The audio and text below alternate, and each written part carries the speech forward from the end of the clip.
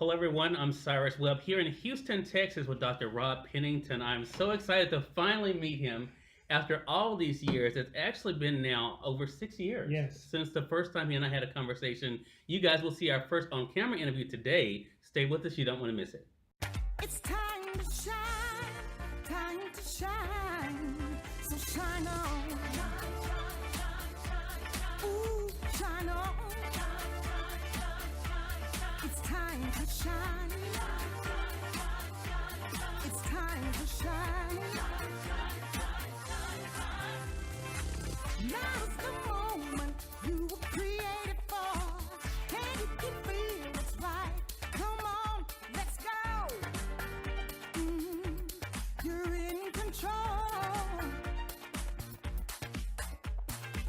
So tell me what you want.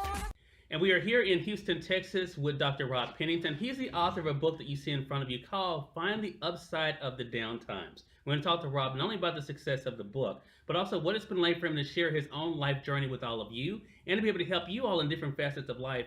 Rob, thank you so much for the time. Really appreciate it. I'm grateful, and thank you for the acknowledgement and awards you gave. I'm sorry I don't have my sticker to put on here from your Well, look, communications. I think, what is so great to me about this book, and it really is a timeless message, Rob, because you not only chronicle your own life path and the things that you've gone through, both good and bad. It is autobiographical. Right, exactly. And you also show how all of us can be able to use what you've been able to learn. What has that been like for you to see how your life has helped others? Well, one of the things that the book does is it has like the lesson I learned in a challenging event, but also an action that a reader could go through to save them the time and the pain that I went through. Right. So it's been wonderful to see the impact.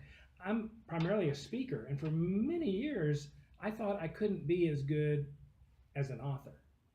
How could I have the impact through words on paper that I do when I'm live? Gotcha. That was a block in my own mind. And so what's been wonderful is to see how this has great impact and people have had their lives changed just from little stories and little insights that I think people relate to around challenges with relationships and work and challenges around being unemployed and illness. All of those are things that have happened for me. Well, Rob, I think one of the big things that I remember from our very first conversation about the book is this, and that is that a lot of times we make situations worse by the way that we approach them. You talk about in the book, one of the big things, again, that I remember is that if you expect the worst, more than likely that's what you're going to get. Well, I wouldn't say it's going to happen, but it's hard to imagine something positive happen. I mean, it's hard for something positive to happen if you couldn't imagine it happening. Right. So that's the way to think about it, is when you're projecting a negative into the unknown, which is our habit. I don't know why, but our mind just does it. Maybe it's a protective thing. We always tend to think about what's worse or what could happen. And we tend to treat these possibilities as if they're probabilities or even actually as they're happening. And your body doesn't know the difference between what you vividly imagine and what's actual reality. So if you're off thinking horrible things, your body's going to feel all those horrible things. And that's going to, interestingly, we use the intensity of our emotion as evidence of the truth of our thinking. So the more upset I am, the more right I must be in my thinking, even though it's horrible. Right. And so I'm just trying to help people learn how to recognize it quicker and move through it faster. I've got 5 steps. Basically, it takes 15 seconds to do it. Then go to speedthroughstress.com. When I first wrote the book, I didn't have that. The first chapter was about it, and so one of the things I realized is people needed a little bit more support. So I created this 20-minute video, talks about when I got shot, and also a workbook to take those first principles in the first chapter and really apply them. So speedthroughstress.com, and we'll make sure that we link that in the information below. Free. Hey, you can't beat free. So free is great. Rob, so how liberating? Well, I want to ask you a 2-part question. How liberating was it for you to write this? But also, what was it like for you to be as vulnerable as you were in the book? Well, the vulnerability is something that I do as a part of a speaker, because I find that if I'm sharing what's made a difference in my life, then there's some credibility that I have. I'm not just making up something. I'm not sharing what I learned in school. I'm sharing like what I know now. I wish I'd known earlier, and here's the earlier when I didn't know it. So in each of these circumstances, they don't begin with me being smart. They began with me being scared and overwhelmed because it was a frightening circumstance. But in the middle of it, because I've been practicing these things for so long, I learned how to recognize that initial automatic stress reaction and move through it faster. So I liked a post I did today where someone asked, can you eliminate stress? And I said, no. Right. You know, if you could eliminate everything in your life that wasn't the way you wanted it to be, then maybe. Right. But Right. we're always going to have things that aren't the way we want them to be, and that's what causes stress. Yeah. So it's how to recognize that and move through it faster. And there are only two things you can do. You either change the world or you can change yourself. So we came in here and we made changes in this room Yeah. to make this work well. Right. And no stress. Right. But if we couldn't, then we have to change ourselves. Right. Thinking, oh, we can't do as good a job because the room isn't the way we want it to be or something. Right. So you just practice making these changes in what I call the elementary school lessons in life, like at the stoplight, grocery store line, when the computer Oh. crashes, you know, and then you develop a little bit of a habit going forward in those little elementary school lessons, so that when the big stuff happens, you got some muscle, Right. emotional, spiritual muscle to recognize the stress and move through it faster. Rob, I think, and what you just said reminded me of this too. We were talking about earlier about all the things that you have gone through, and yet you've gone through them, and you've been able to now to learn from them yourself, and then of course to help all of us. You know, do you feel as though, as you kind of look at life now, that because of what you've come through, that you don't allow things to have the impact that some people would in making them shut down in life? Well, I can't control my initial reaction to anything. So I may have just as much of an upset initially to something as anybody. But I've learned to recognize that quicker and move through it faster. And that's what's practical, and that's what people can do. And I think just getting the idea that that can happen opens possibilities for people that weren't there before. So that's one of the things I want to help people learn. The other thing is applying this more to work relationships. The main focus I have is most people have this emotional wave hit them in the middle of a conflict that causes them to forget any communication skill. Right. So Right. learning how to breathe, relax, reassure yourself for just a moment, and then you'll remember a communication skill can, you know, save your career, Right. could save your marriage, Right. could save your relationship with your kids, could save your health. Right. So this has a lot more application than just, you know, feeling good. Have you found that in not only the book, Rob, but also in your work as a speaker as well, that, I mean, getting people to realize that it really begins with them. It's so easy for us to look at someone else and say what they need to do and how if they were different, how we would be better off. You know, that's true, but it's hard to just say it. It doesn't mean that if you say, oh, you're responsible for how you're feeling, everybody's going to go, oh, wow, I never knew that. You know, no, that's not going to work. So a lot of what we do is what's called discovery learning.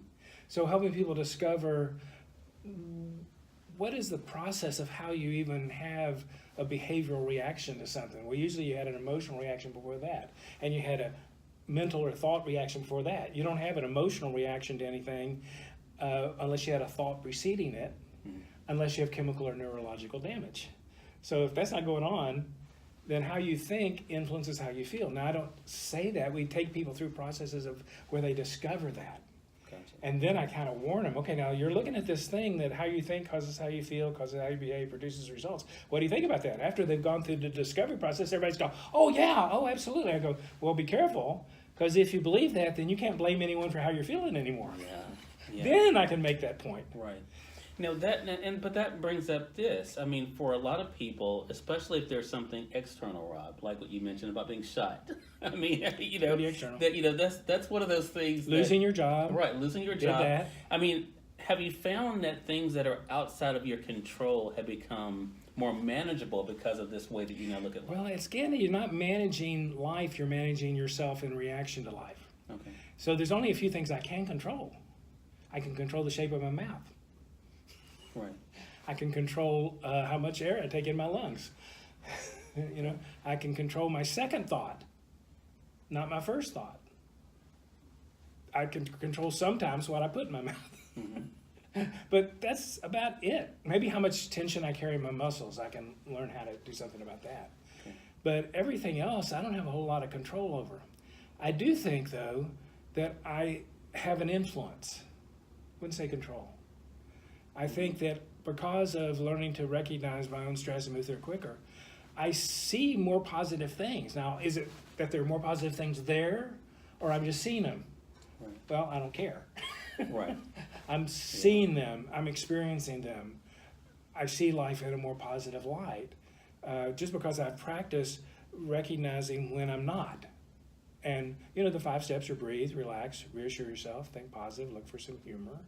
And those sound simple, but each one has its own complexity to it. So that's why the workbook is for someone who really wants to learn how to do it. They can practice these techniques. Right. And we're going to let our audience know how they can stay connected with you, Rob. I want to say for those who are just tuning in on the television side of our program, you're watching Cyrus Webb Presents. I'm here in Houston, Texas with Dr. Rob Pennington. He's someone I've had an opportunity to interview several times over the past 6 years, but we're meeting for the very first time here in Houston, Texas. And he's just as good in person. As you are as well, Rob. We're discussing his book, How to Find the Upside of the Down Times. And I think this is a book. I love the fact that what you said when I mentioned about the way that we approach things. And you talked about influence. And I think that's such a great word to use, because our audience out there, they all have influence. They all have this ability. You can influence in a negative way or in a positive way. But Right. you got to start with basically how you're feeling and the judgments that you're making. And again, the problem is we use the intensity of our emotion as evidence of the accuracy of our thinking. Yeah. And my belief is the more upset I am, probably the more off my thinking is. And so, you know, learning how to just say, what are some other possibilities? You know, when we get upset at somebody and we know why they're being that way, well, what's another way why else would they be that way? Right. What's another explanation for their behavior? Right. That opens doors that wouldn't otherwise. For sure. The other thing I've discovered in relationships particularly is we got to be very clear with ourselves before we can be clear with anybody else about the difference between what we require and what we prefer. So when we're really clear about what our requirements are, like I need this and those are deal breakers. If you don't agree with those, I'm not in the relationship. That's what a requirement means. Then by definition, everything else is just a preference. I mean, I don't go to war over the preference. Yeah. The problem is we don't get that clarity with ourselves. Right. And we tend to think all preferences, we treat them like they're requirements with the same kind of emotional intensity and blame and try to get the other person to be the way we want them to be, where if they don't want to be that way and it's a requirement, then it's over. You don't even have to get angry about it. Exactly. Being able to realizing the freedom we have to be able to move on. And I think, again, that is, what you were saying earlier, Rob, about it being up to us. I mean, dealing with our side of it. Well, I mean, whose stress is yours? Right. Stress. And might you have something to do with it? And who Right. makes you think what you think? And those are perceptions, perspectives. Most of us kind of don't get taught along the way. And so this is a lot of experiences that I lived through and I learned from that I wanted to make it easier for someone else to benefit. Right. So that, again, there's just some major shifts that people can make that have profound transformative effects in their life. And one of them is that you have something to do with how you think. Yeah. And I think, too, and I want our audience to really get this, because I had to learn this for myself, is that it's up to you to do the work. I mean, we can hear conversations like this all the time. We can read books like this. But if you're not willing to do anything with what you're learning and what you're hearing, nothing happens. Yeah, one of the most powerful tools, and I recommended in the book, is just keeping a journal. And it's not like, you know, what I have for breakfast or who I saw for lunch. It's how am I feeling? Right. And the ups and downs of how you're feeling. And why do I think I'm feeling that way? And it's not in that moment to try to really understand it, just it's to capture it. Right. And then you go back weeks or months later and read over a period of time, and what you'll discover that you were unaware of when it was happening is repeating issues. Mm-hmm. So I'm having the same kind of issue. I'm having the same kind of problem. What is it I'm always thinking about in those, and how does that affect me? That's one of the kind of royal roads to enlightenment, to having more insight and more possibilities and more potential, is just capturing your own thoughts somehow. That's right. You can use Siri. Yeah. Well, right. And you know what? It's a great journey, which leads us back to the book. So you all should definitely find the upside of the downtimes. You can get it through our friends at Amazon.com. But you heard Rob mention his website. Rob, the book, they can get the book there as well. It's Get that out again. speedthroughstress.com. That's where they can watch the video of me talking about getting shot, which is the first chapter, and the 5 steps and a workbook, etc. And if they've got an organization that they need someone to come and do some inspiration and give them some practical tools, drrobspeaks.com is a place where you can get that. There you go. drrobspeaks.com. We'll make sure that that's linked below as well. But make sure you guys also go to speedthroughstress.com, as you heard Rob mentioned there, to go ahead and start Change your working life. on that today. Rob, Can't thank you beat so the much price. for It's free. yeah, exactly right. I mean, and everyone loves free, no matter what city you're in. So, Rob, thank you so much for doing this for us. Thank We you. really appreciate Thanks for being here in Houston. Oh, look, I'm glad to do it. I know, you know what? It's funny. I've never been actually on the ground in Houston. I've been in the airport. Right. But, Well, you're not too far from the airport now. right, exactly right. We've become quite familiar today. And we thank you, our viewers, for tuning into this segment of Cyrus Webb Presents. Make sure you guys visit CyrusWebbPresents.com for more footage of this trip as well as my other travels this year. Until next time, I'm your host, Cyrus Webb, saying have a great one.